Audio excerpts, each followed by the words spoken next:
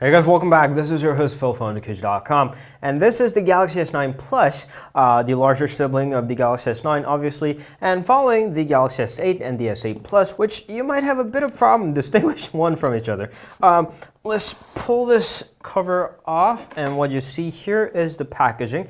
And even the packaging looks very similar. It just says Galaxy S9 Plus right there, and under that is the device, and it looks like this. We're gonna put it right there. And inside that packet is a free case included. This is one of those Jello style cases, so you can protect your phone before you get one you like. And we're gonna put it there.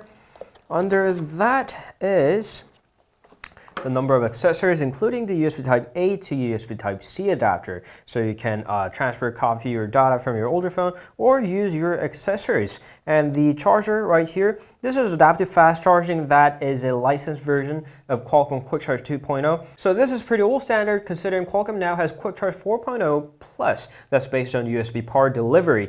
And on the compartment over that is the AKG tuned pair of earphones with a 3.5mm standard headphone jack and the USB Type-C cable that charges via USB Type-A port, and the extra ear tips, the small and the large size of them. Alright, so here's the device itself, listing all the important facts about it. Infinity display, dual camera, which is the biggest difference from the smaller one and the larger one. Dual aperture camera, super slow motion, and the stereo speakers tuned by AKG. We're gonna peel that plastic cover off. And what you see here is a 6.3 inches of QHD Plus AMOLED display, and on top is a receiver that also works as a part of the stereo speaker system. On the sensors, 8 megapixels front-facing camera with autofocus and the iris scanner right next to it. It was in the same position with the S8 Plus as well. Now they painted it black so it doesn't appear in the obvious manner. Moving on to the right-hand side, we have the power key. And on top we have SIM card tray along with the microSD card expansion, the secondary microphone, and the volume rockers and Bixby button that you can disable. On the bottom we have the USB Type-C port, standard headphone jack, one of the very few companies who still retain that on a flagship, and a speaker with a microphone. The back is where you're gonna find most of the differences from the older, from the predecessor. And here we go with the dual camera. One on top is switchable from f1.5 to f2.4. So the phone can choose between brighter, less shakier photo with the background blurred, or the other way around. And the extra lens right there is a telephoto lens, just like the Galaxy Note 8, that can zoom or be used to generate one of those bokeh images. And the fingerprint reader is below the camera, which I believe is still a bit too close to the lenses. The LED flash is right next to it, along with heart rate monitor that can also measure your blood pressure. The Samsung logo, and that's pretty much it. The rear is made out of glass, and this color is called lilac purple.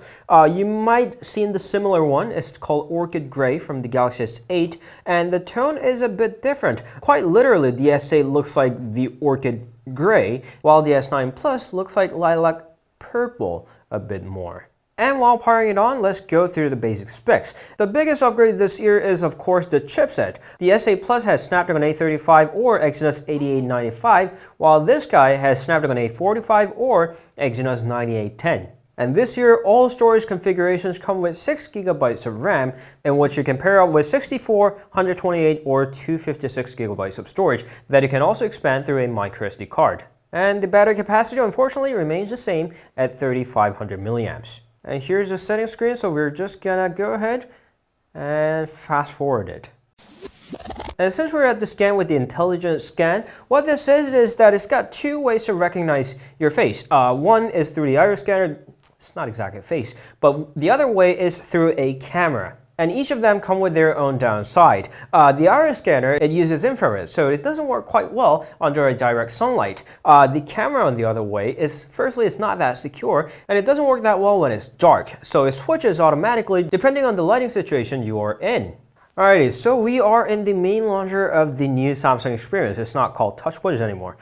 So this is based on Android Oreo, so if you have a Galaxy S8 or the S8 Plus and updated your phone with the latest version, then it's going to look very similar even in the inside. Although there are some minor subtle changes here and there, this still has the swipe anywhere to open app drawer and the neat customizable navigation bar. The biggest difference this year seems like the camera. It's got a huge upgrade. Firstly, you have the Super Slow Mo. This can take HD resolution video up to 960 frames per second, and it's going to capture the scene automatically opposed to the manual shutter on the Xperia devices with the name Motion Eye. It takes HDR video and 4K 60 frames per second in HEVC, that's high efficiency video codec, so you can shoot super smooth 4K video without taking that much space on your phone. And of course there is AR emoji, which is very similar to Apple's Animoji in just a lot more laggy way. The animation isn't that smooth, although there is a unique feature that you can create your own by letting it take a look at your face, but the result wasn't that fascinating, so I'm not going to demonstrate it here.